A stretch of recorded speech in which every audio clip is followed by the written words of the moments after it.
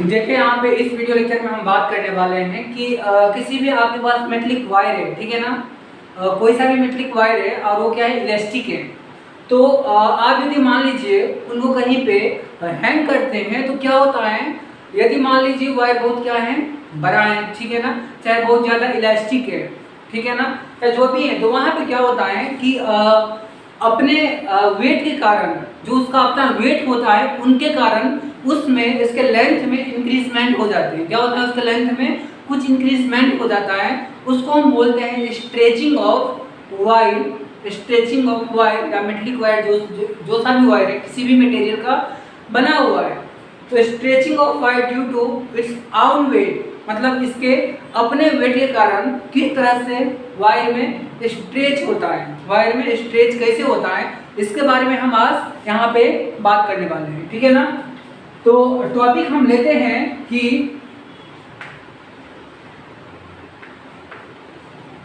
Stretching of wire, stretching of wire due to it's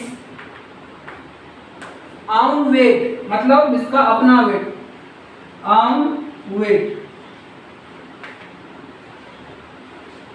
इससे पहले हम क्या करेंगे, सबसे पहले हम आपको जैसे कि डायग्राम बना के दिखाएंगे कि ये रिजिड सपोर्ट से एक रिजिड सपोर्ट है और यहाँ से हमने एक एंड को इसका हमने फिक्स कर दिया है।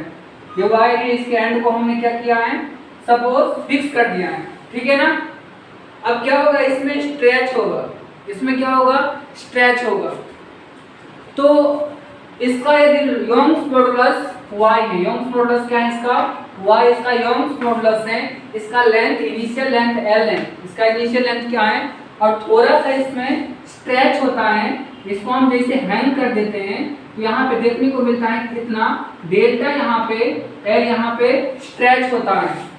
बट ये स्ट्रेच कैसे होता है, इसके अपने वेट के कारण होता है, ना कि देखिए यहाँ पे हमने डिस्कस किया था कि किसी भी वायर में, किसी भी वायर में यदि हम मास को नीचे से हैंग करके लटकाते हैं तो स्ट्रेच होता है वायर, वहाँ पे क्या होता है, स्ट्रेच होता है, क्योंकि वायर में वहाँ पे स्ट्रेन लगते हैं। क्या लगते हैं वायर में, स्ट्रेस और स्ट्रेन होते हैं वायर में।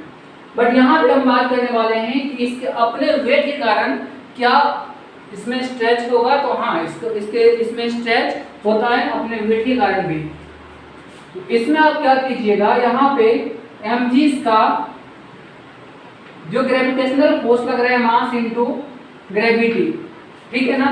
सपोज इस रॉड का जो भी ये वायर है, इसका लेंथ कितना है, l है, अब यहाँ पे हमने माना इसका मास क्या है, m है, योंग्स मॉडुलस क्या हमने माना कि y है, तो इसमें वेट कहाँ पे लगेगा, तो वेट लगता है इसके सेंटर ऑफ ग्रेविटी पे। कहाँ पे लगता है, जहाँ पे ग्रेविटेशनल फोर्स लगता है, इस पॉइंट को हम बोलते हैं सेंटर ऑफ ग्रेविटी। क्या बोलते हैं, सेंटर ऑफ ग्रेविटी। तो सेंटर ऑफ ग्रेविटी पे यहाँ पे क्या लगेंगे, वेट लगेंगे इसका। और इसमें हम बात करने वाले हैं कि सबसे पहले इसका योंग्स मॉडुलस क्या होता है, तो योंग्स मॉडुलस होता है स्ट्रेस बाय स्ट्रेन। क्या होता है, स्ट्रेस बाय स्ट्रेन। हमने ये बुक्स लॉ से डिस्कस किया था कि योंग्स मॉडुलस जो होता है वो स्ट्रेस बाय स्ट्रेन, यहाँ पे हम लिखते हैं।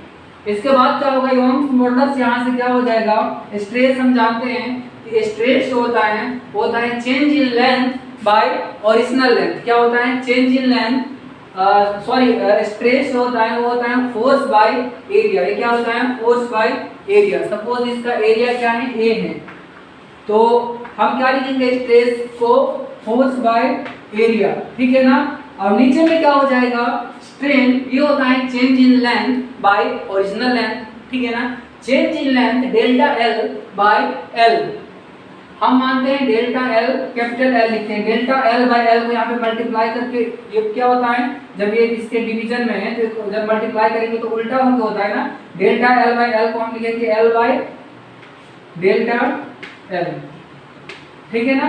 ये हम लिखेंगे, तो यहाँ से योंग्स मॉडुलस क्या आ जाता है, FL by A delta L, ये तो हमने ऑलरेडी डिस्कस कर लिया है, ठीक है ना।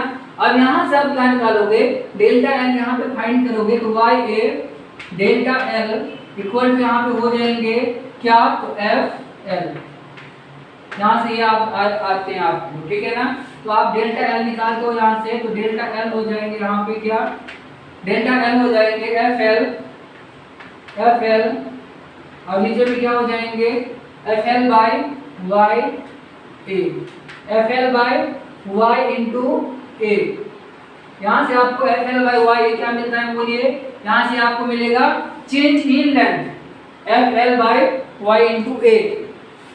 एफ क्या है, फोर्स है, एम जी, और यहाँ पे ओम्स मॉडुलस, यहाँ पे एरिया, तो एफ के बदला में क्या है बोलिए, एफ क्या है यहाँ पे, मास इनटू ग्रेविटी, जो सेंटर ऑफ ग्रेविटी में लगता है।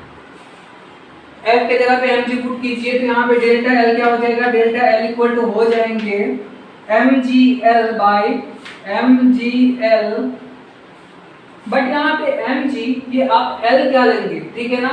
तो यहाँ पे सबसे पहले आपको एल लेने में यहाँ पे ध्यान रखना होगा कि जब बात करते हैं कि stretching of wire due to its arm weight, तब यहाँ पे जो एल लेते हैं ये पूरा लेंथ स्मॉल एल नहीं लेंगे, ये जो एल लेंगे हम ये लेंगे एल बाई 2। इसलिए हम लेते हैं क्योंकि यहाँ पे जो फोर्स लगता है वो यहाँ पे लगता है फोर्स इसके सेंटर ऑफ ग्रेविटी में, जो सेंटर ऑफ ग्रेविटी कितना नीचा है, यहाँ से centre of gravity L/2 length नीचे है, ठीक है ना। ये L/2 length centre of gravity नीचे है, तो आप यहाँ से सेंटर ऑफ ग्रेविटी का जो डिस्टेंस है यही आपको लेना है L के बदले, ठीक है ना। तो mg L/2 क्या हो जाएंगे यहाँ पे, हम लिखने वाले हैं यहाँ पे delta L, mg L/2, mg हमने लिख लिया था, फोर्स के बदला में mg, L के बदला में L/2, और नीचे में क्या हो जाएगा बाय वाई ए, तो ये 2 नीचे आ जाएंगे, तो डेल्टा एल क्या हो जाएगा mg L/2a y, mg L/2a y, यहाँ से आपने डेल्टा एल फाइंड कर लिया, ठीक है ना। यहाँ पे हम जानते हैं अब क्या है, मास ऑफ ये रॉड है यहाँ पे, और g क्या है, ग्रेविटी है, स्टेशन ड्यू टू ग्रेविटी हम बोलते हैं, l क्या है लेंथ, इसका पूरा यहाँ से यहाँ तक का लेंथ है, और 2 एरिया ऑफ क्रॉस सेक्शन इसका जो भी नीचे का एरिया ऑफ क्रॉस सेक्शन है, और y तो आप जानते हैं ओम्स मॉडुलस यहाँ पे y होता है। अब मास इक्वल टू क्या होता है बोलिए, मास इक्वल टू होता है वॉल्यूम इनटू डेंसिटी।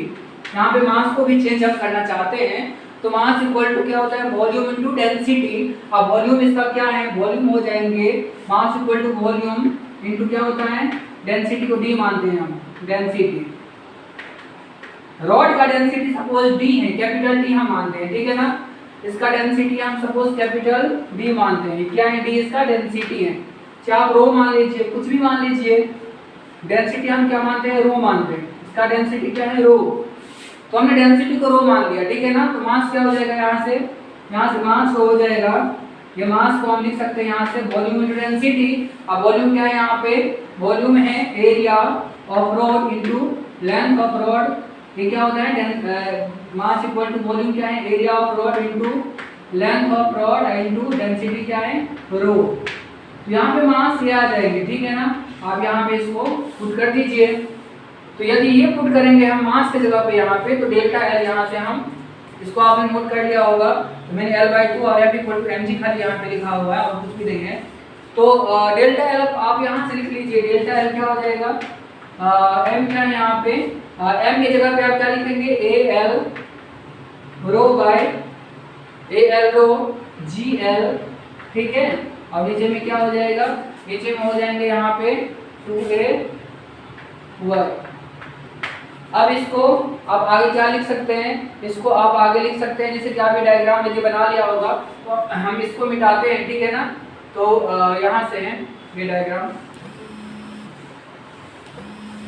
तो आप यहाँ से लिखते हैं डेल्टा एल क्या हो जाएगा, ये एल स्क्वायर हो जाएगा, तो AG rho L square by 2AY हो जाएगा। Thank you. तो यहाँ पे डेल्टा एल हमने फाइंड किया, इसको लाइक और सब्सक्राइब कर दीजिएगा, थैंक यू आपको, ठीक है ना।